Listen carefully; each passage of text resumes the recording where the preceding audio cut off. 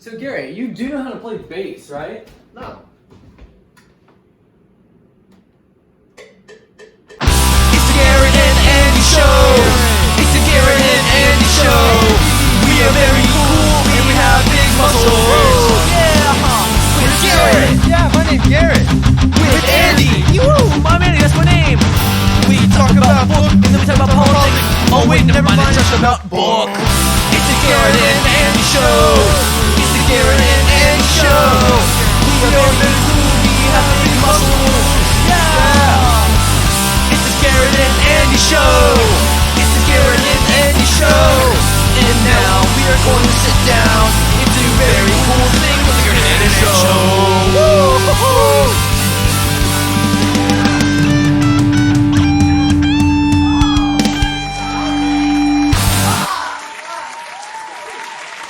Hello, welcome back to the Garrett and Andy Show. My name is Garrett, and I'm Andy, and we're the Garrett and Andy Show. Today we have two very special guests we're actually going to walk on very soon. So Robert, please give a hand for Salt of the Sea. Hold on. Is that right? Yeah, that's right. How is that even someone's name? Dude, we're live. You can't say stuff like... Here, I got it. Everyone, please give a warm welcome for our guests, Salt of the Sea, and... You guys can walk up now, you know. Dude, they're books. They're not gonna move. Yeah, I guess that makes sense. Looks like we won't be interviewing them after all. Man, screw y'all. We're out. Wow! That was very cringe! Crying Laughing is a book that follows the adventures of high schoolers Kendall, James, Logan, and Carlos. A bunch of musically gifted friends who actually get the chance to go to Hollywood with a record deal. And soon, Wait a second. This isn't the plot to my book Crying Laughing. This is just the plot to the 2009 critically acclaimed film Big Time Rush. Excuse me, but I'm gonna go read up on the correct book.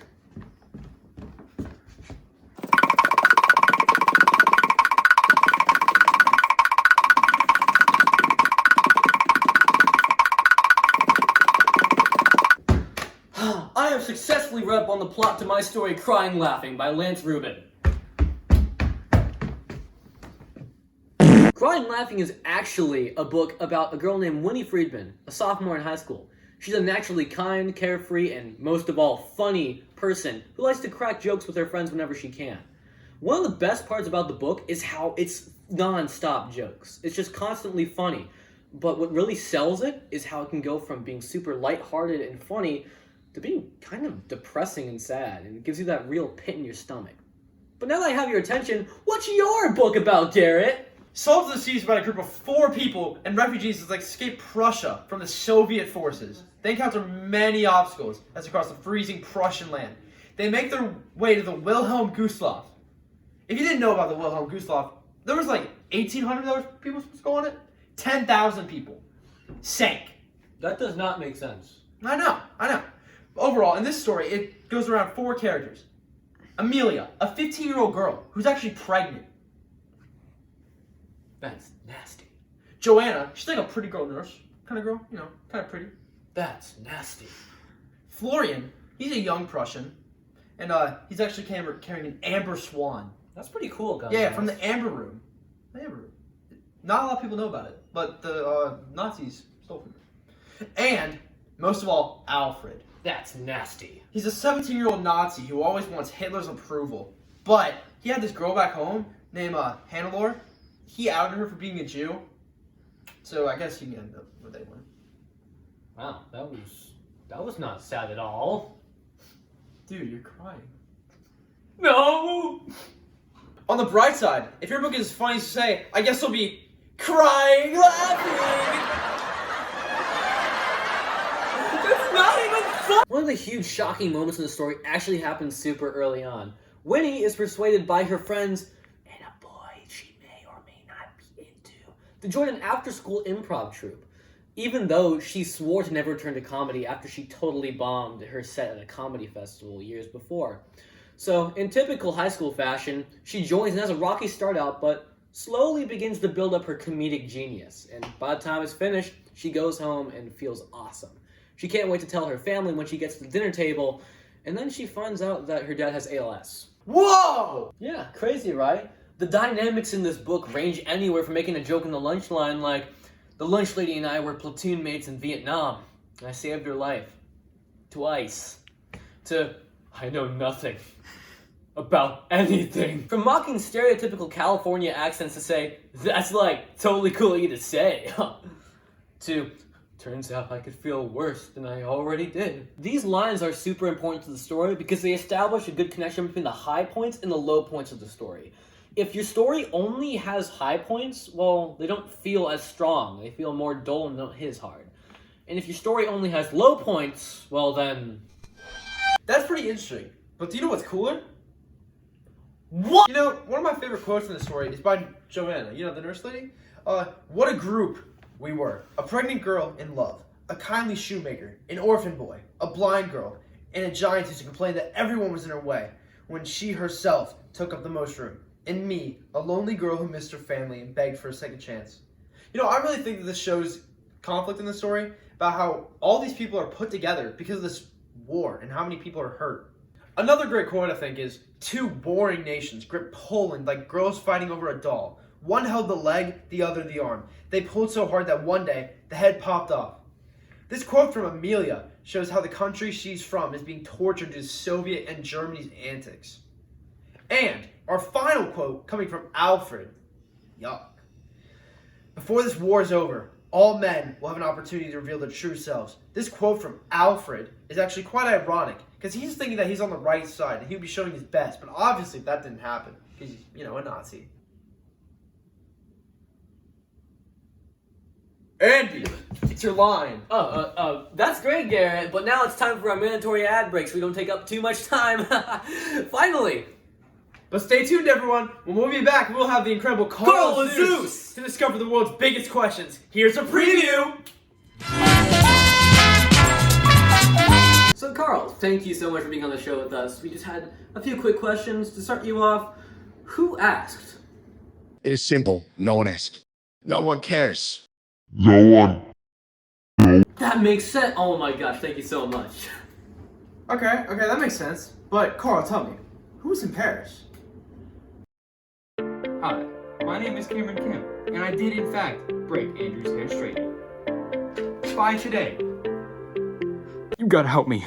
My coordinates are north 34.56 degrees, east 39.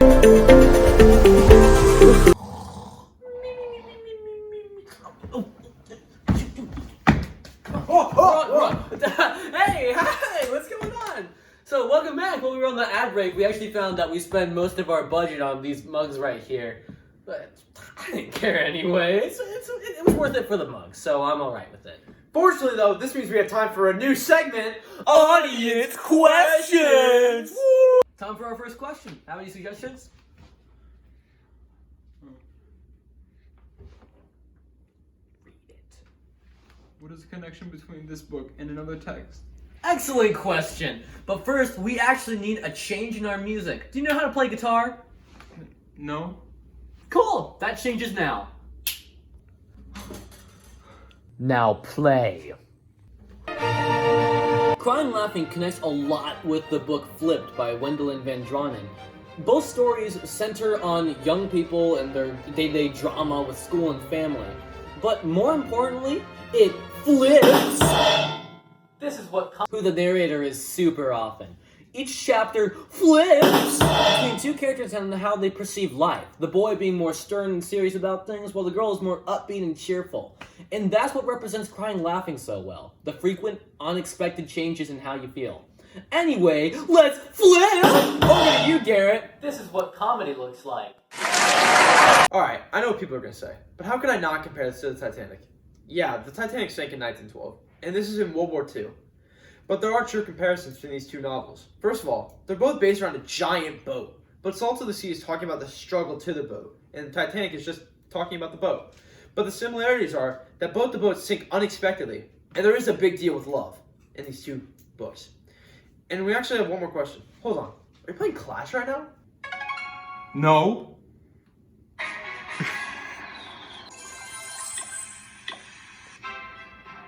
Oh, okay then. What is the final question?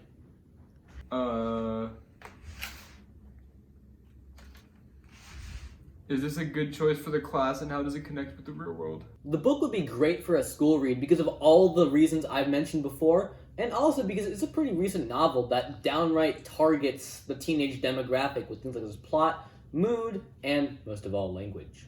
I have seen many things. As for how it connects to the world, the larger conflict that connects the book is the depressing stress spiral that teens can undergo. Through the story, Winnie progressively breaks down because all of these problems that mess with her. Saving her friendships, her family on the bridge of breaking up, and having an on and off relationship with a typical high school frat boy. Personally, I can't relate to that last thing I just said, but I would bet that most teens suffer from this kind of stress. I think this book was really written well. But do I think that it needs to be in our curriculum? Well, no. First of all, it's a book about treachery and death, mostly through the book. And it only survives in the end.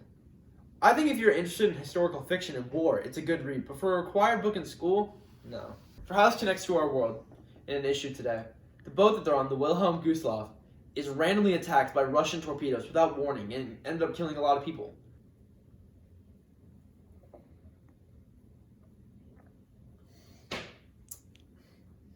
This actually has nothing in it right now. Another issue today is, well, Russia invaded Ukraine. And civilians are getting bombed without notice by Russian troops. And it's horrible. Oh my gosh. Dude, that's kind of dark. This is a comedy show, you know that, right? Yeah. And that just about wraps up everything that we want to say today. Here are some long, overcomplicated closing words on each of our books. Book good. Very cool. 8 out of 10. Very epic. Just wish there was more Among Us references. 2 out of 10. And that's all the time we have for today. Thank you for joining us. And make sure to tune in next time to see if we can defuse this bomb that's set to explode the Earth in a few seconds. Hang on, what'd you say?